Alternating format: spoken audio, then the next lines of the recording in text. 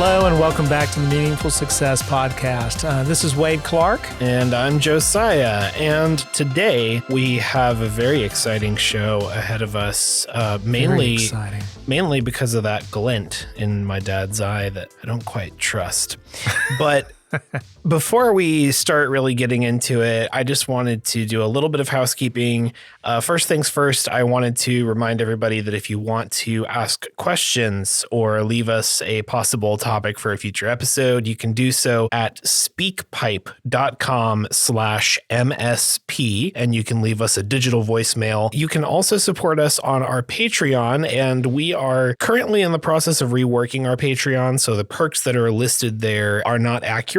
So just be aware of that. But if you want to support the show financially, you can do so on Patreon at patreon.com/Meaningful Success Podcast. And we will be updating that with all kinds of cool stuff in the near future. Near future. That's an interesting phrase. Near future? Yeah, the near future, because it actually ties directly into our show today. You know, the other day when we went to lunch together, you were sharing with me something about your objectives this month, actually, with respect to your book. Yeah. Why don't you share that with the audience? With the group. With the group. With the clan. With the community. It's going a little bit slower than I'd hoped, but my goal is to, as close to the end of this month as possible, by the end of January, to have my first book ready to move to the editing stage. That's great. Yeah. So that's where I'm currently at. And tell me this, when you shared that with me, when did you make that decision that, okay, end of January, this is what I need to be? I mean, it just sort of fell into place that way because when I was looking at the early part of the year, I looked at how many chapters do I have left to hit? What stuff do I need to do? And then it was like, oh, okay, well, I have, approximately 10 things to do. There's approximately, 10 to 12 days left in the month. Might as well shoot for the end of the month. So tell me this, when you made that as a decision, did it have any impact on your daily activity? It helped give a little more structure to my goal for working through a draft of a chapter each day. I mean, it gave that sort of structure to it, I guess. Gotcha. Well, the reason why I said when you said in the near future, I said that kind of ties it in because really what I wanted to talk about today is the power of short-term goals and how they can really help us to move things forward. And it's a little bit of a mixture of, self-discipline, having something that you can celebrate that's attainable. Yeah. And also having an objective that you can actually put some clear frame and substance around. I forget what the name of it. There's some kind of principle or whatever that basically says that jobs or tasks will expand to the degree of the time that is available. So, if you've got 8 hours to clean your room, you'll take 8 hours to clean your room. But if you only have 3 hours, you'll get it done in 3 hours because you had to get it done in 3 hours. Right.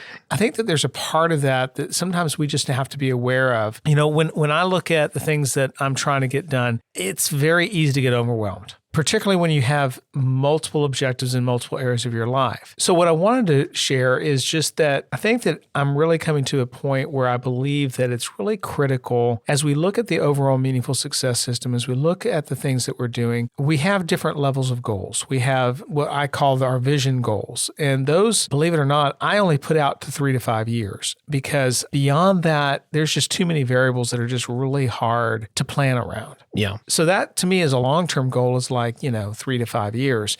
So a medium term to me is something to be done this year, But a short term is, what am I going to do in the next 30 days or in some cases even today? This is a principle that you kind of raised us with a little bit.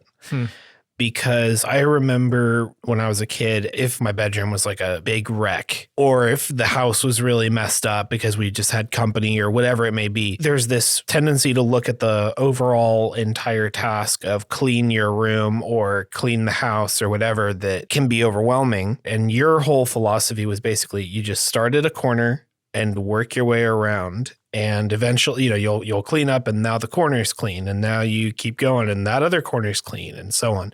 So I feel like this is something that in different forms has sort of been part of my life for a long time. But what I'm not always good at is identifying what those worthwhile short-term goals are. This kind of ties into something we talked about a couple of months ago about doing the real work. Correct. Because it's easy to go, okay, well, I've got this big goal. I mean, I always talk about writing because that's kind of my thing, but like, you know, I've got this big goal of writing a book. There's different short-term goals I could break that into. I could break that into, okay, I'm going to spend a week plotting. I'm going to spend a week writing a chapter or whatever it may be, right? The tendency can become that because you're setting a goal that is short term, that doesn't actually affect the larger timeline. You know, it's like, oh, I spent, 2 months working on the backstory of this character that shows up on 3 pages of the book. There's a time for that maybe, but like it can be a form of procrastination and not doing the quote unquote real work of just getting the chapter done. Yeah, I can see how that can happen. And the interesting thing about, you used the example of when you were growing up and cleaning a room. Yeah. One of the things that happens as we kind of go through this process of any kind of big task is the reality is, as you're going about, for example, cleaning that room, or let's say I was going to tackle the garage, which was needed to be redone. In the process of doing that, you create a much bigger mess than was originally there to begin with. There's an aspect of the process that you have to recognize and be comfortable with the fact that kind of one of the first stages of that big project is things get messy. You have to kind of take a step back and look at all the big things that have to be done. Where do you think we lose this? Like, what are the danger zones that take us away from this focus on, okay, I'm just going to do the next thing and get the next thing done and the next thing done and the next thing done, and then I've got this whole thing finished? Where do we lose track of that and get lost into this bigger, not doing the real work? I mean, all these different aspects. Well, I think it's a matter of proactivity. Taking the time on a cadence that makes sense to you. Taking the time to know, it's kind of going back to what we had that one show about doing the real work. What is it that I really need to get done this day, this week, this month? And so often we don't. I mean, because we have so many things that we've got going on, we just kind of wake up, we get ready for work, we sit down to do whatever we're going to do, and we see what comes. We scan our emails, see what kind of things are going on there. We get calls from this. We have a variety of things, but we really have not made the decision today or this week or this month, here is the 1, 2, or 3 things I really need to get done. And as a result, we get led by the circumstances, we get led by the activities, we get led by the interruptions. We're not in control of what we're supposed to be accomplishing. Yeah. So you're kind of talking about, instead of you managing your tasks are managing you. Correct. Sort of thing. That reminds me, what you were talking about what are the big 1, 2, or 3 things you need to do. We've talked about him on the show before, but Ali Abdal, who's this productivity guy, he sells a line of planners. And what's interesting about them is they have that as their focus, where it's like, what is the one thing that I need to do, that I have to get done? Everything else is, here's the would be nice ifs. I can get them done. And I think it's like you were saying, that there's a matter of like prioritization where you have to not treat all tasks as equally important, even if there are things that arguably are just as, if not more important than the thing that you need to work on right now. If everything is equally important, then nothing is being focused on to the degree it needs to be to actually get something done. And the challenge becomes that, again, we go back to the fact that we're not singular, and our life is not only work. Yeah.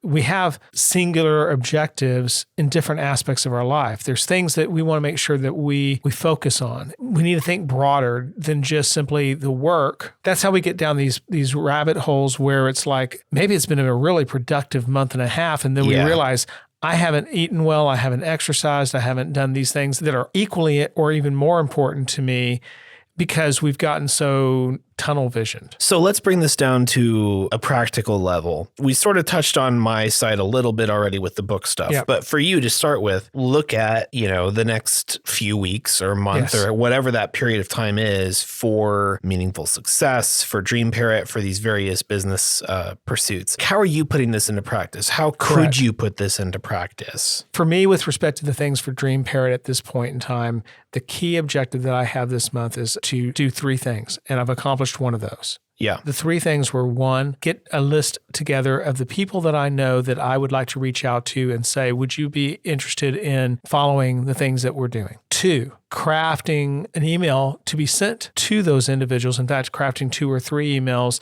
that I'm going to be sending out over the next few weeks. Yeah. And then thirdly is to start preparing the materials for my next stage of my course on simplifying complex sales. So those are the 3 things that I'm putting my focus on. So where is the line between the goal is too small? Like, let's take building the email list like you're talking about, right? Like sending all these emails out. Is it maybe something like, this is the smallest task I could accomplish, which would give me this sense of forward momentum that's legitimate?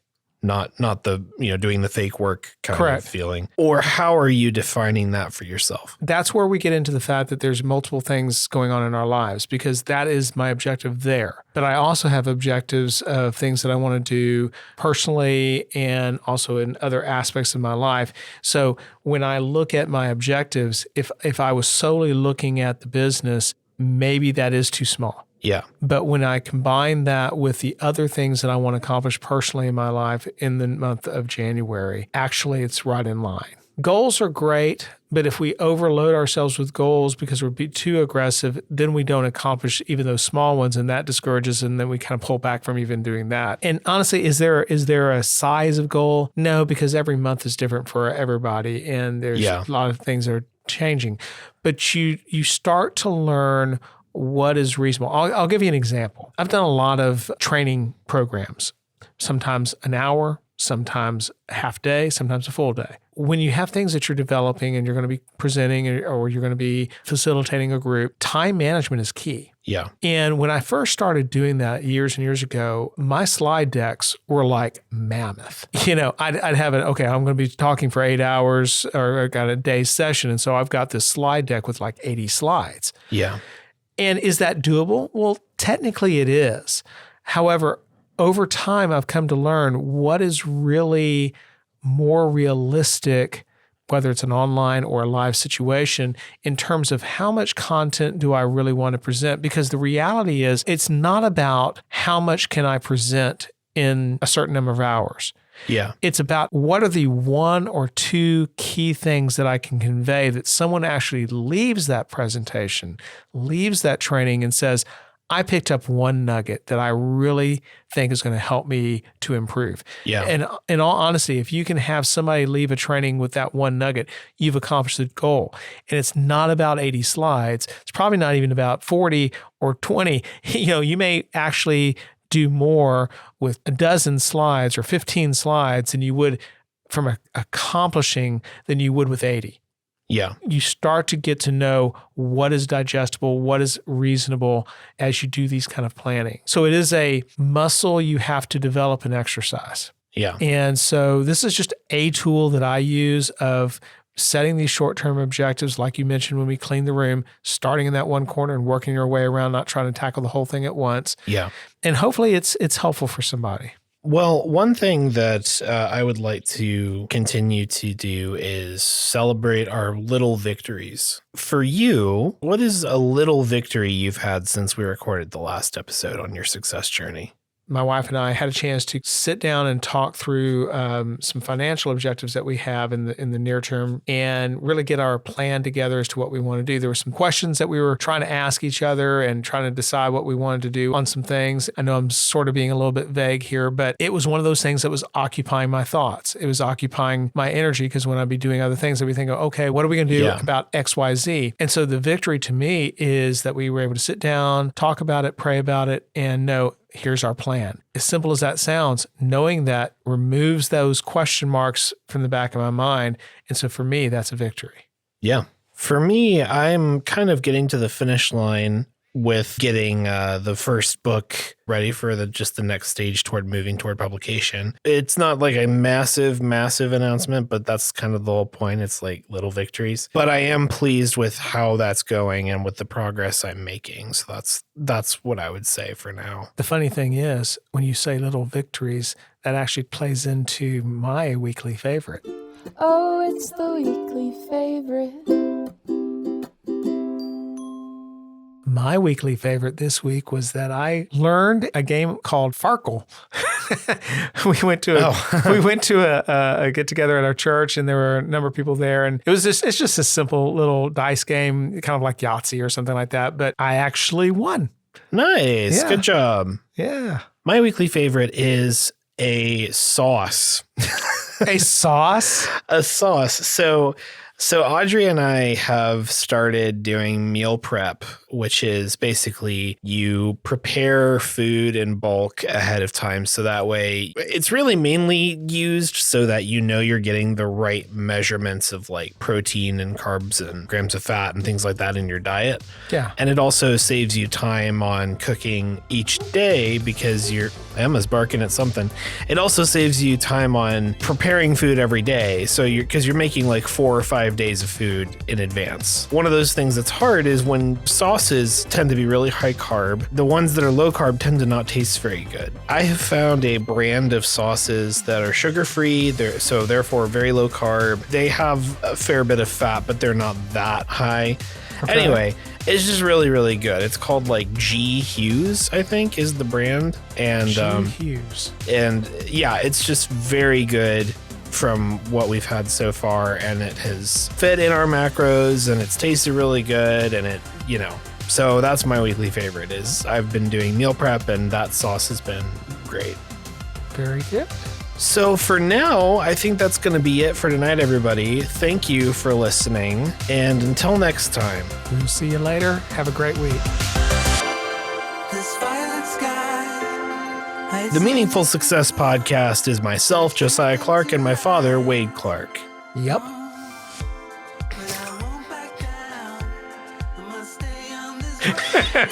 Good night, everybody.